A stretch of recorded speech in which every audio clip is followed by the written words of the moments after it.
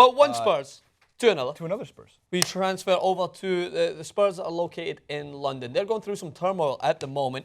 Reports have suggested, and they're not accurately announced yet, though, that Harry Kane could be out for somewhere up to 8 weeks missing in the Premier League. So he limped off with an ankle injury, and it's been reported that it is ligament damage, which is one thing you do not want to hear as a footballer, specifically when it is on your striking foot with someone who's so prominently a striker, and a lot of their offense runs through Harry Kane. He's not the only injury worry. Before we touch on Harry Kane, Kyle Walker played the last 15 minutes of the match limping. Moussa Dembele and Eric Dyer had to exit with cramp. Jeez. Danny Rose is still out with an injury. Kevin Wimmer has been absent all season, but apparently he's trying to find his way back.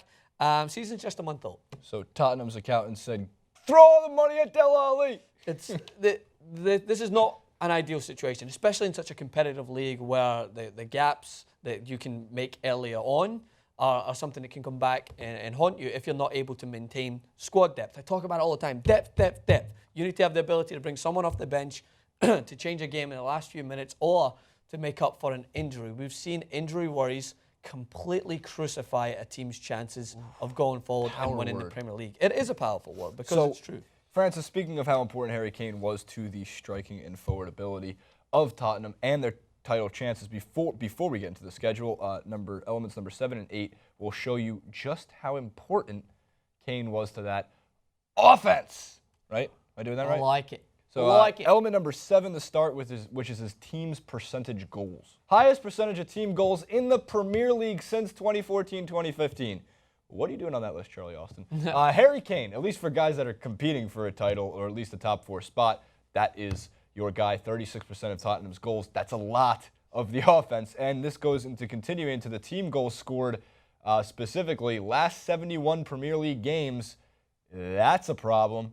Yeah, that especially when one of those guys that's on that team doesn't even play with them anymore. The 4 guys below combined for less goals than Harry Kane himself over the last 71 fixtures. And Francis, this will help you out going forward. Here's what their schedule looks like for the next roughly 8 weeks. It's not brutal, minus Man City in the Premier League. Yeah, it could be a lot worse. This includes Champions League group, because don't forget, they have a Champions League to compete in too.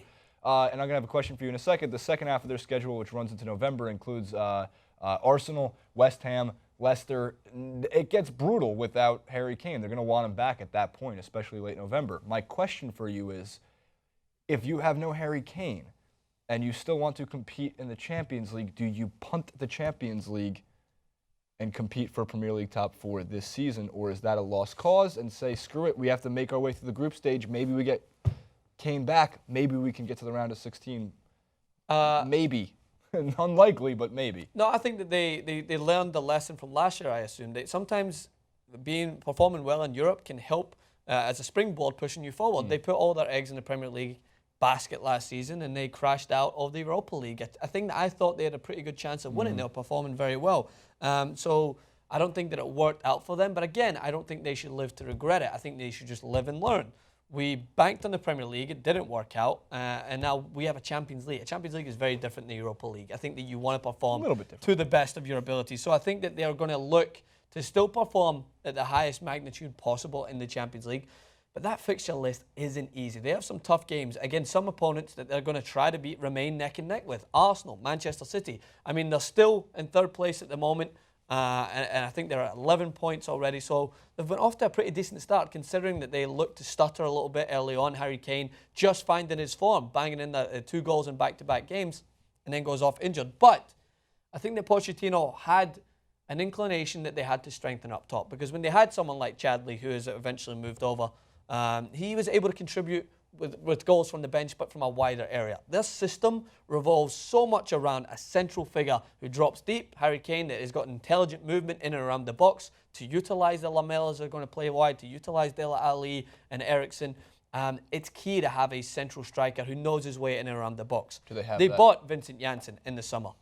I haven't seen enough of him yet. But by golly gosh, are we going to see enough of him to potentially prove that he was worth the price tag, to prove that he can come in and fulfill those very big shoes. I criticised Harry Kane in the Euro 2016. I think that it was just as much to do with the fact that he was taking corners as much to do with his performance himself. He wasn't being used in the right way. He's a guy that is a fox in the box, a Teddy Sheringham-like player who can bang it from distance. He's intelligent. As much as you won't think so in his post-match press conferences, he's intelligent on the park. Spurs need a player like him. They need him. But if they can't get him, you shouldn't change the system, because I don't think they have enough strength elsewhere to make up for it. I think that they work well when they focus around the central figure and then utilize him to draw in other players. Try out Janssen. Try him out. See what happens. I'll take a £20 million paycheck. Yeah. Throw me up top. I hear London's a wonderful city. It's a little rainy. A lot of teams there to play with, and a lot of Cockney Y boys.